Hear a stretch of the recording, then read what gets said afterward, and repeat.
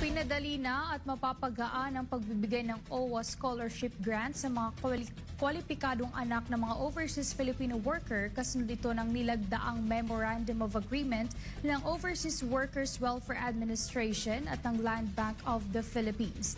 Narito ang balita ni Sherry Lai. Bahagi ng kasunduan sa pagitan ng OWA at Land Bank of the Philippines ay alisin ang bank fees sa scholar privilege sa pamamagitan ng isang modernong payroll system na pinamamahalaan ng naturang bangko. Ang inisyatibong ito ay nagbibigay garantiya na hindi na mababawasan pa ang natatanggap na pera ng mga OWA scholar sa mga bayarin sa bangko sa pamamagitan na rin ng makabagong auto credit facility o payroll system na ginawa ng LBP para sa mga scholar na anak ng mga OFWs.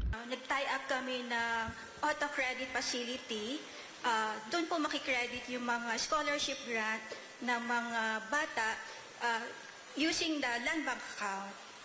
Ang partnership ng OWA at LBP ay nagpapakita ng lalong pagpapaigting ng serbisyo at programa ng OWA sa mga OFW at kanilang mga pamilya sa pamamagitan ng pagpapadali ng pagpapamahagi ng scholarship grant, pagpapalawak ng mga oportunidad sa edukasyon at pagpaparangal sa mga tagumpay at kontribusyon ng mga pamilyang OFW. Yan yung $600 and below ang kinikita. So yan walang examination yan.